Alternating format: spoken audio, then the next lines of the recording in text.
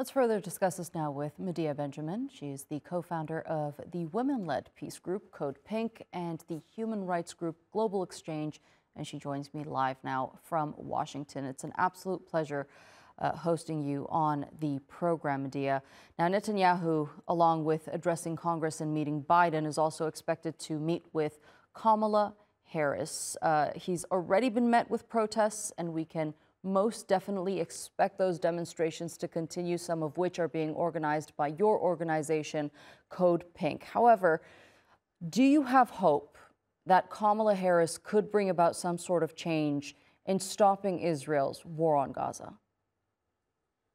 Well, certainly we have hope, and we have to have hope, but being practical, she has held a position very similar to that of Biden.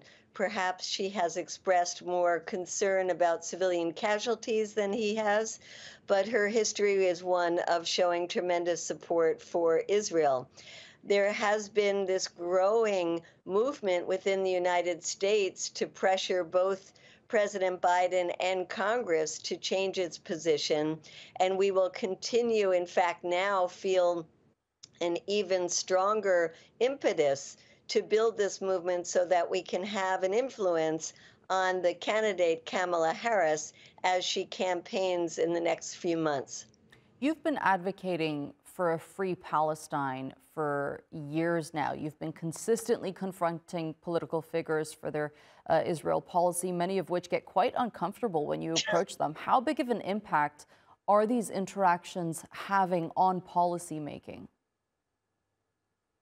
Certainly, there are more of the progressive members of Congress who have been coming forward calling for a ceasefire. Initially, it was only 18 of them. Now there's maybe 100. And we're hoping that a large number of them will boycott Netanyahu's address when he speaks to Congress on Wednesday. But within the Republican Party, there are very, very few members of Congress who have changed their position so far. And we are very disappointed with that. You know, one of the main talking points of Republicans is put America first. And we're saying to them, how are you putting America first if you are authorizing tens of billions of dollars to go to Israel? And that money could be used here in the United States to help people in your districts.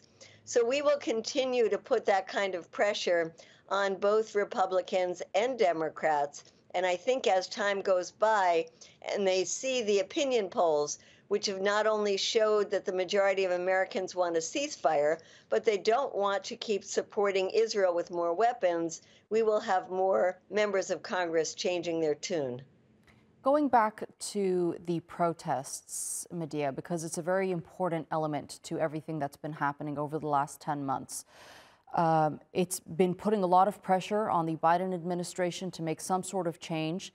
They have been quite consistent, but they've also dimmed down with time. As I mentioned, it's almost 10 months that Israel has started its bombing campaign of the Gaza Strip. How effective do you think that these demonstrations are currently, and how important is it that the message is kept alive? Obviously, they haven't been effective because if they were, the U.S. would not continue to send weapons to Israel. And but yet we have to keep pushing. And I think things are changing. They're changing way too slowly, with too many people being murdered every day, too many people facing starvation. But we are making progress. And I think that this election season is going to be an important time for us, because sometimes you hear comments coming from members of the Trump team and Trump himself talking about wanting to be a peace president. In fact, there were people at the convention who said, we need leaders who will stand up to the warmongers. Well, for us, that means leaders who will stand up to Netanyahu. And so if indeed there are members of the, including Trump himself, who might start to stake out that position, then I think it will be easier for us to push Kamala Harris.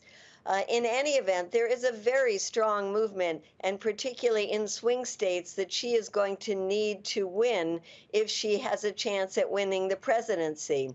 And in those states, we will continue to organize and say that if she doesn't come out calling for a ceasefire, that people, just like they had a campaign to not vote for Biden, that will continue a campaign to not vote for Kamala Harris.